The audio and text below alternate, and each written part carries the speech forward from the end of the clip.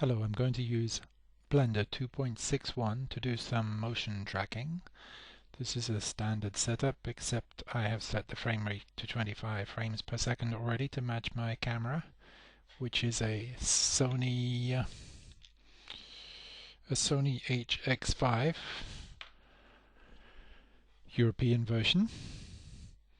I've also made a change here in the user preferences. Very important if you want to do motion tracking is to set the memory cache limit as high as you can.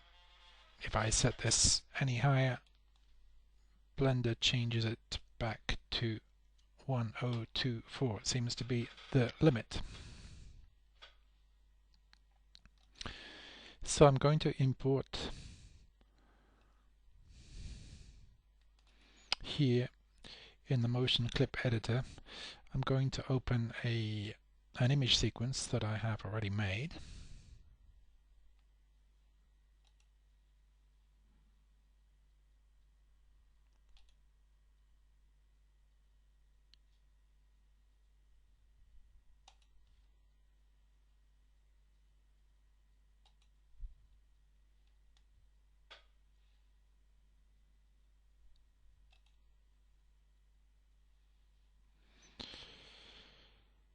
So this image sequence has probably more than 250 frames, but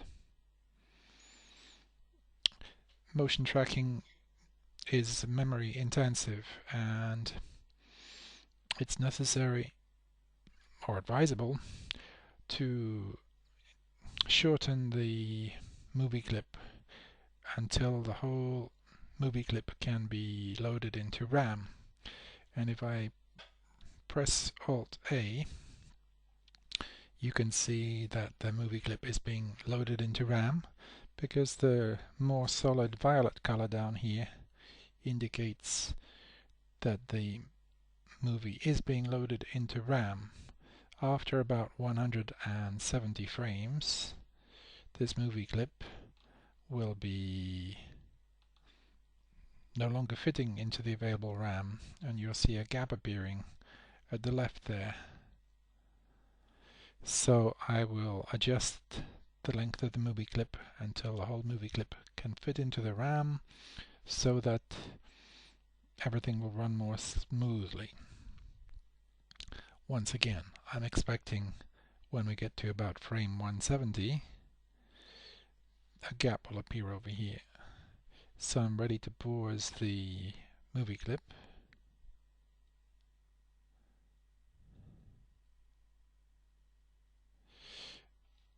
And there, as I expected, after about 170 frames, we are no longer able to load the whole clip into RAM. So I'm going to shorten the clip to 140. And Alt-A again. You can see the whole movie clip is loaded into RAM, and I can scroll or scrub through the movie clip very smoothly. So, going to frame 1. I'm going to put some markers. You can have the Blender program detect features, but they tend to be poorly chosen and don't necessarily track very well. So it's best to put these markers on yourself. So, and before this, I'm also going to put in the camera data. My camera, I've checked the manual, the sensor size is 7.59 millimeters. The focal length is 5.1 millimeters,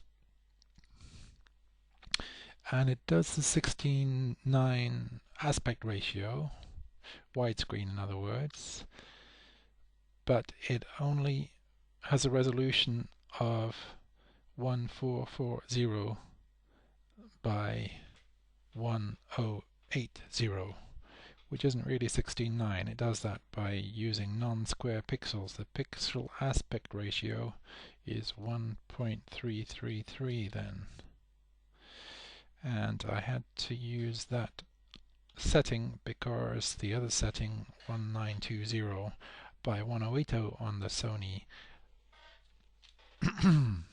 HX5, that's interpolated, so the frames are not clean. So to get MP4 resolution, I'm using this non-square pixel arrangement.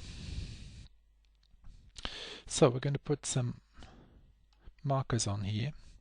You can see on the ground I put some markers with a clear black and white pattern on, just black squares on a white piece of paper, maybe 2 or 3 centimeters for the black square. You can put a marker with Control left mouse button click. You can adjust the position up here. So there's one. This of course is going to take a little while, so I ask you to be patient for a minute. This is very important though, because carefully placed markers will make it much easier for Blender to track the markers, and that is of course key in motion tracking. So I probably have about 6 markers altogether now, and I'm going to keep going until I have about 15.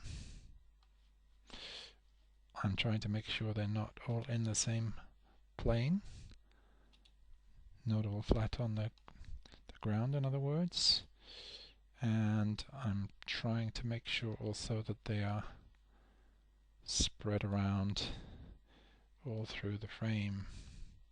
All of this happening in frame 1. So I'm about ready to start motion tracking now. You can see my video was made in bright sunshine, which probably was not a bad idea because it gives us strong shadows, and that means that in my virtual world I will have to think about shadows also later on and their direction. So maybe it's better if you do the video in overcast light. So how many markers do I have now, and are they well spread?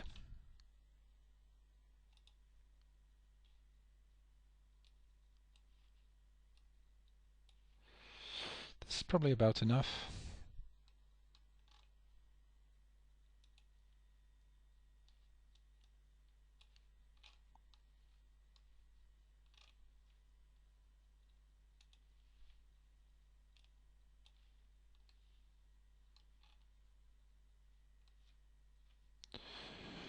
Let's get some more up here.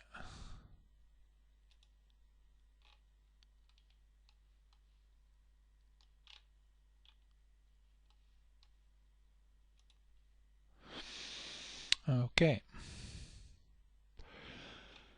That's a decent spread, I think, and we can go ahead now with the tracking.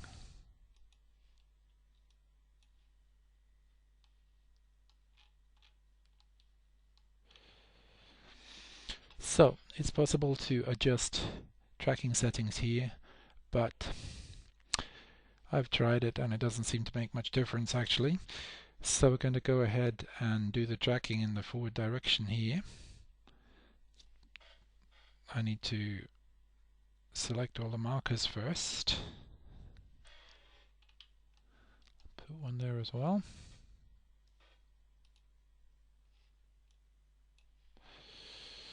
So select all the markers, press A until all the markers are selected. Go ahead with the tracking. I should save my work also. This version 2.61, doing motion tracking doesn't seem very stable to me. So I'm going to save my work now with the name Screencast 2.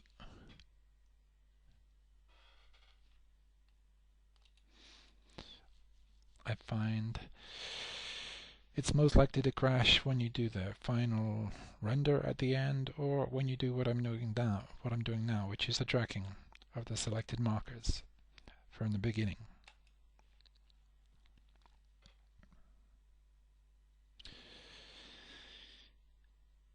It's giving us the path here. This one, the tracking has been lost. This one, the tracking has been lost, and so on. We'll lose more and more tracks.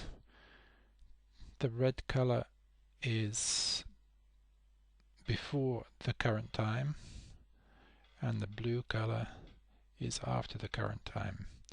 So we can see how these markers were tracked. We can see some of the markers were tracked all the way through, but we lost many, and some of them went out of the frame. This pink color indicates disabled tracks. So now I have a choice. I can take the tracks here that were broken, where the tracking was lost, and I can repair them or extend them, which is quite a lot of work. What I prefer to do is go to the end, frame 140, and I'm going to put in some new markers and then track backwards.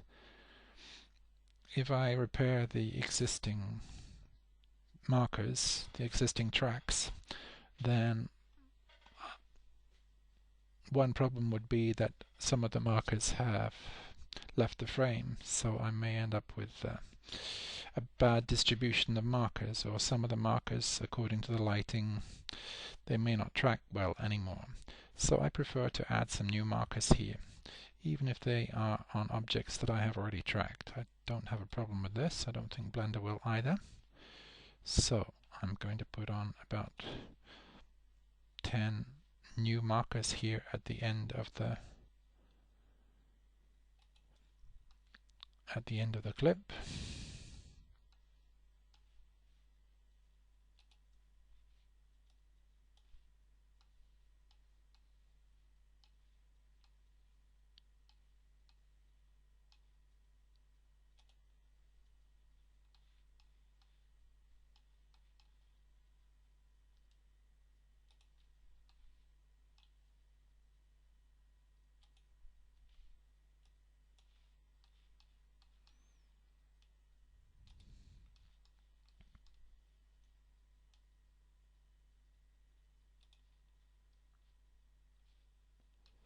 That should be enough. So I'm at the end of the clip now, so I have to track these backwards. I need to select them also. These disabled tracks are distracting, so let's hide them. Hide the disabled tracks. And I'm not going to reselect these ones that have already been tracked successfully. So I'm holding down Shift now, right-clicking to select the new markers, not the ones that have already tracked.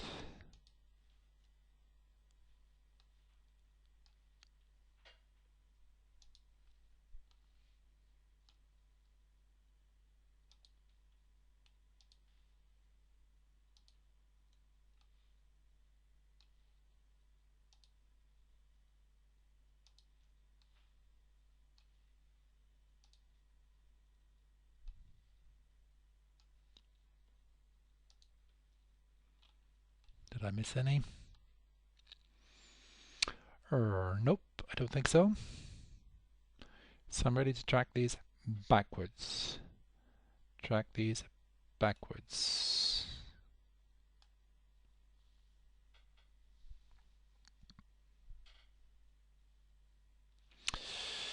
And you can see now, as I move through the clip, that we have a good number of markers at all times.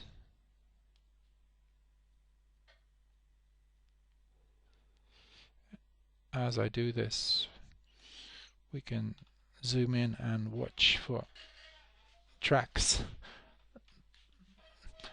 that are faulty in some way. I can also point out here the violet color I already said means loaded into RAM, the strong violet color here. You can also see a yellow color here, faint yellow. This means in this case that that marker, the active marker, was tracked from here to here. It wasn't tracked in the beginning of the clip. You can see this marker, the path stops here at the beginning. So it was tracked only in the last 3/4 of the clip. Strong yellow marks here, which I don't have. This would be when the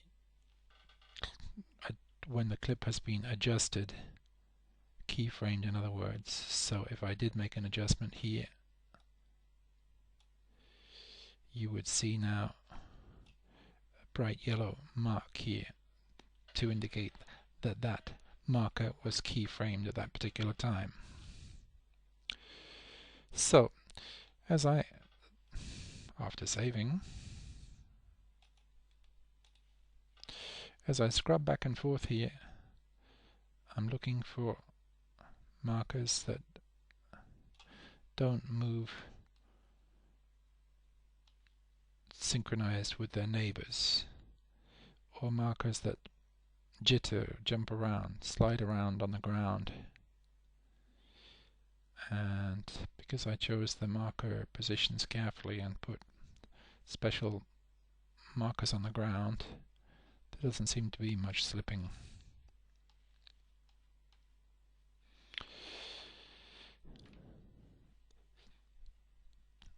Track paths with sudden angles might be a problem. Can you see a problem with this marker right here? How it slips around on the ground? I have so many markers, I don't hesitate to select that one marker and delete it. Instead of repairing it, which I could do, I'm deleting it. I'm looking for other markers that slip. It's worth spending some time on that. Don't worry about markers that appear and disappear. We know that some of these tracks are being lost at some point.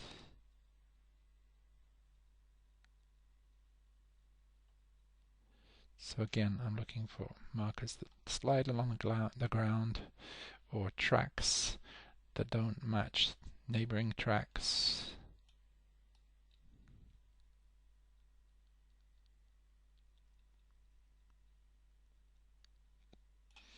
I don't see any big problems.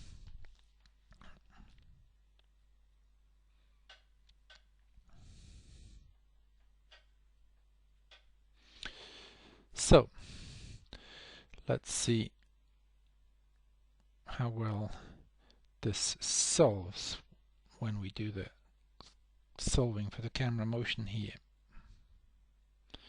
This should be fairly quick because we only have 140 frames. There's the progress up here. If you had used detect features, solving for the camera motion could cause Blender to crash because there would be too much jittering as the features that Blender is trying to follow are not clear enough. So there would be too much jittering of the markers. The average solve error here is 1.99, and I've read that solve errors under 3 are pretty good, usable, so that's okay already. We can look to see whether there are any particular markers that are particularly large errors, so we can do that by turning on names and status here and pressing A to select all the markers. This is difficult to see with the picture behind. We can hide the picture or mute it here, and now, especially if I zoom in a little here, we can see the errors for the individual markers, and they're all pretty low. There's a 3,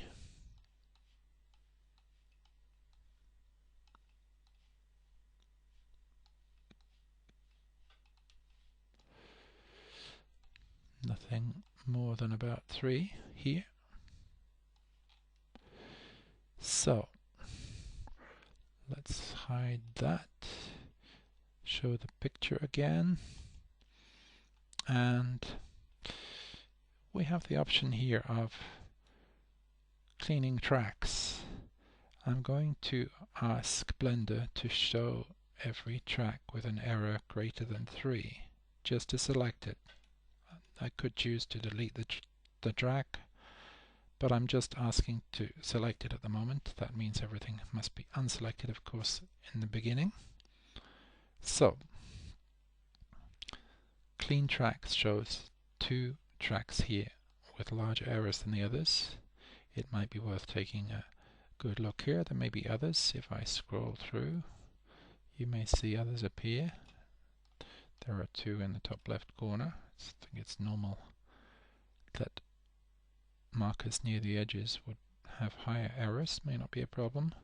But what about this one close to the middle right here?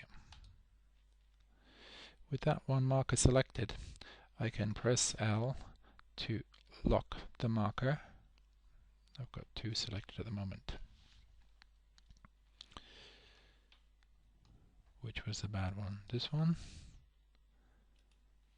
Average error 3. Yes. So, with this one marker selected, I can press L.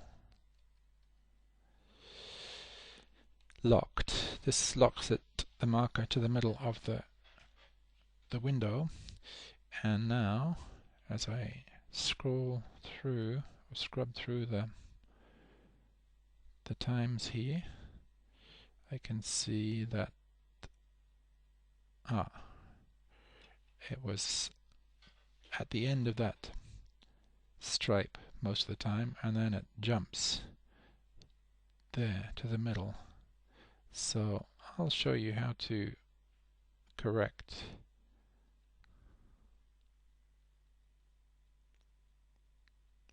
there we are. This was tracked from the end, not the beginning, but the end of the clip, and it jumps right there. So we can make an adjustment here so that this is easier to track. This is blue is after, red is before, so I have to go back this way, back in time, and I can do that by tracking here or going back. This will be 1 frame at a time. So now the track is being repaired. I don't have the problem that I had before. You can also do Alt left arrow to do what I'm doing. See the shortcut? Alt left arrow. So I'm going to keep doing this, and now I see another track appearing because this is a feature that I tracked from both ends of the clip.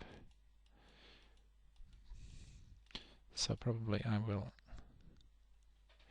There, it lost the feature again. So I'm going right arrow there. Let's give it some help again, and then continue tracking backwards. We can see we're almost at the beginning of the movie now, beginning of the clip.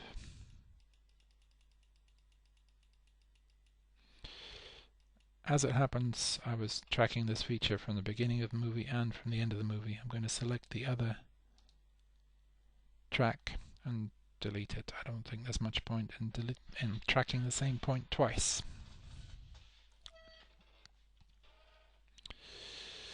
So, with those adjustments, we may even be able to get the solve error less than before, although sometimes I've made adjustments like that and the solve error has actually increased. Let's see what happens. Save, solve for the camera motion again, and very quickly we see an average error now of 1.966, about the same as before, but that should be okay.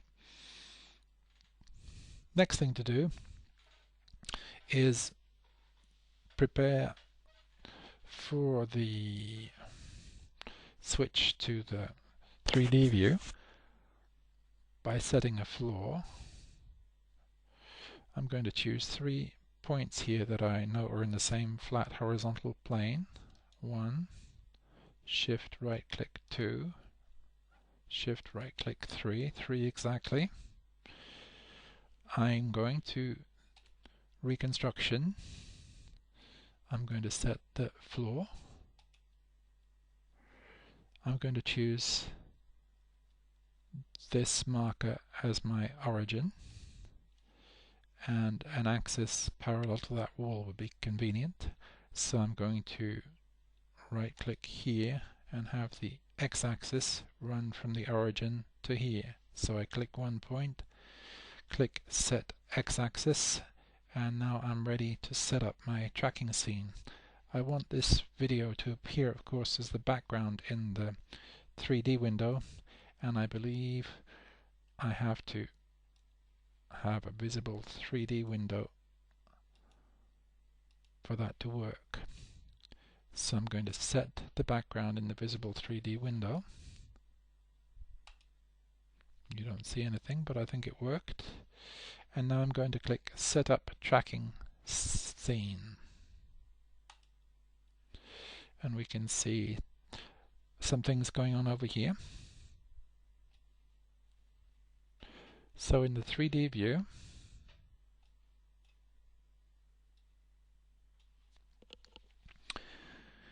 the black marks correspond to the trackers, the markers. We have our lamp. This is the plane that I defined earlier, and Blender has added a cube in the middle there. If I look through the camera, which is over there,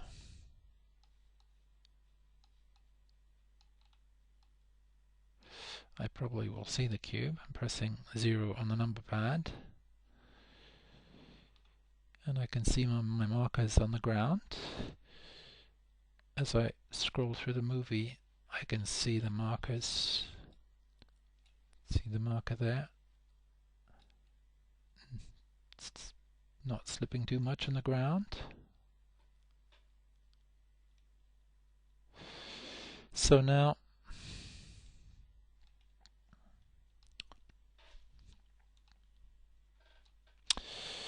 I'm going to, while I look through the camera view, I'm going to move this cube and duplicate it. I'd like to have several cubes here, and this cube is also rather large, so I'm going to scale it down a little. I think it would be good to see several cubes here. Let's scale this 0.5, and it's probably above the ground right now. So with the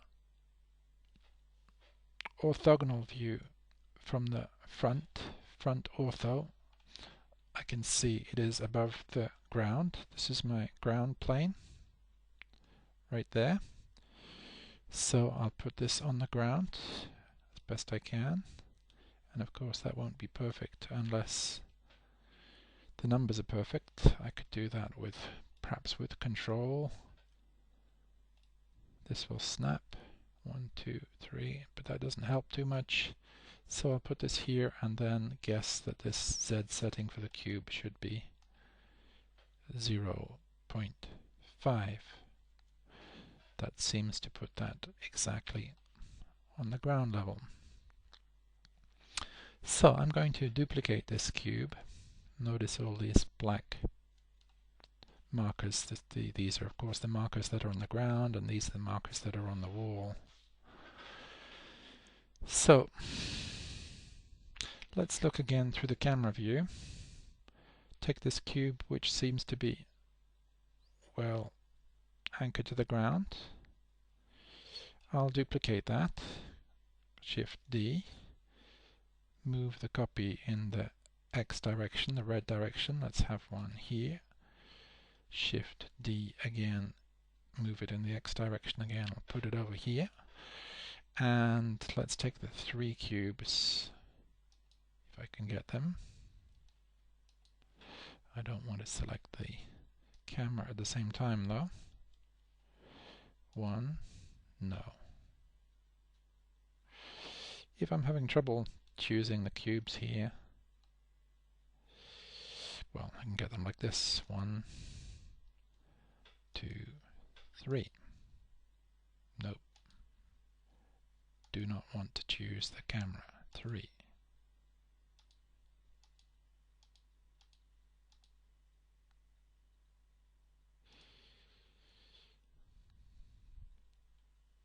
Nothing. Is it because of the black markers here that I'm having trouble? Let's try again. 1, 2, 3. Maybe I have them now. Shift D to duplicate. I'll duplicate those in the Y direction, green. So now as I look through the camera, I see my 6 cubes. If I were to render now with F12, after saving before rendering, of course, I get this. We still see a lot of compositing going on, by the way, and I don't see any shadows yet, although I might if I take the ground plane here and scale that up, say 10 times, S10, enter. Press F12 again, and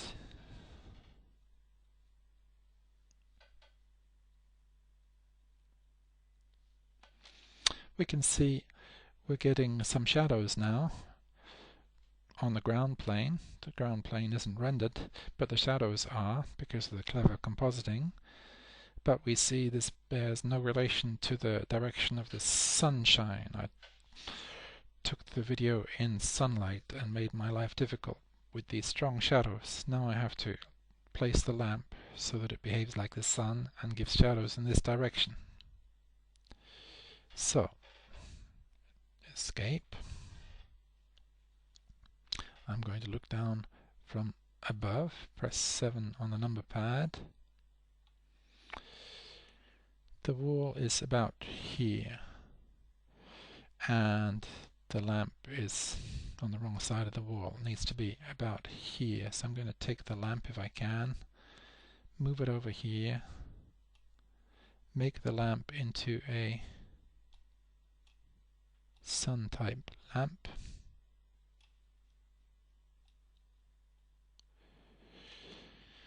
The lamp is selected, so here are the lamp's properties. Instead of having point, this is outside in the sunlight, so I should choose sun. And while I'm here, I will try to give some shadows, some softer shadows, because the hard shadows, the hard edges, if they slip along the ground, that will be more conspicuous than if they're softer. So I'm going to type here 0.5. I'm not sure this is going to work. I think the samples have to be about 5 or 6 for this to work well, but I'm not sure we will see the shadows yet. And with regards to the direction of the sunlight, you can see the line here that needs to be rotated R, and this was about the angle of the sunlight that we saw earlier. Looking down from above, looking on the front view, this is a right view. This is the wall here, this is the pool, and we saw the angle of the sunlight was very low. So if I rotate this, this is probably about the good angle. There's the camera. Don't forget the wall is back here and the edge of the pool is about here. So, saving and rendering now. F12.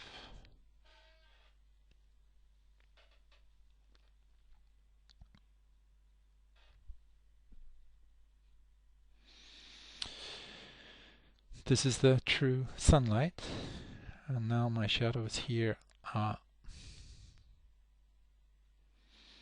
not quite right, but not too bad. I need to make a small adjustment. Looking down from the top, rotating about that much. F12 now gives us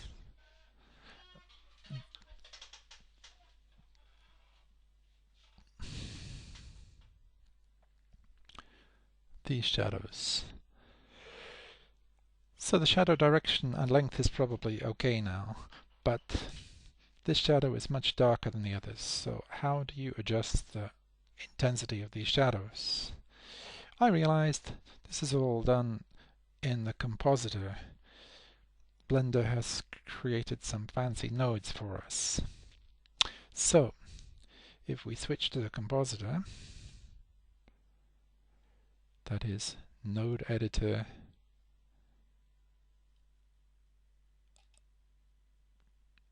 use nodes, we have a pretty complex setup here of nodes, and I can tell you this is the movie clip coming in. This is the 6 cubes, and this section in the middle is the shadows of the cubes. So we're most interested in this section here. Zooming in, turning on the backdrop picture, I can tell you this adjusts only the shadows of the cubes, and this adjustment here, this factor, adjusts the shadows and also around the cubes themselves. Even on the sun side of the cube there is some darkening on the ground as well, but we need much darker shadows here, so I'm going to increase this significantly, and here as well, and see what we've got by rendering with F12.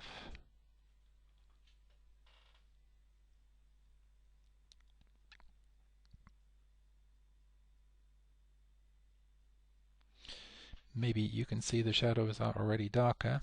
I didn't get the soft edges that I was hoping for. Let's try to adjust the nodes so we can see the effect live over here in the render. This is already at its maximum for the darkness of the shadows, and this one is not quite at its maximum yet. As I make this darker, you'll also see that the darkening here is affected. Lighter and darker. So I need quite dark shadows for this, maybe like this. This is pretty good for the shadows. Control up arrow to expand that window. Everything is looking pretty good now and ready for the animation to be rendered.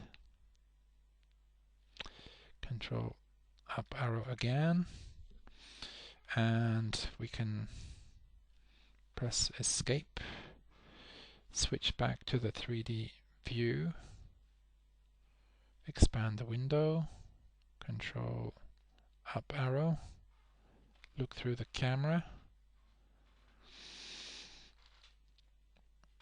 I'd like to see the cubes on the ground, make sure they're not slipping, but the ground plane here is hiding the ground. The ground plane is actually in a different layer.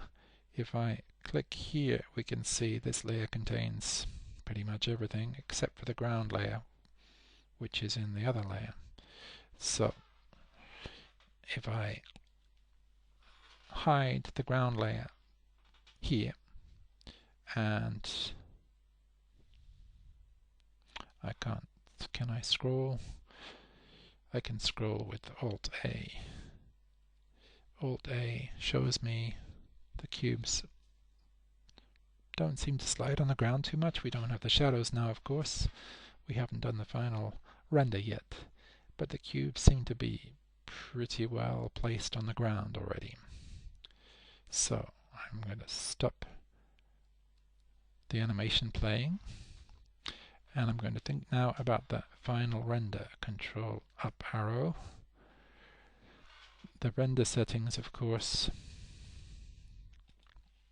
will be here, and I find that in my attempts this very often causes Blender to crash with this version 2.61. Your best chance of not having the computer crash would be perhaps, well, don't use a resolution here that is too high. Perhaps choose AVI RAW instead of AVI JPEG, second best choice here. Or you could render an image sequence, PNG for example. You could always make the PNG image sequence back into a single movie file later back in Blender in the video sequence editor. I will show you now the finished results based on the animation that I've just set up for you, and thanks for watching.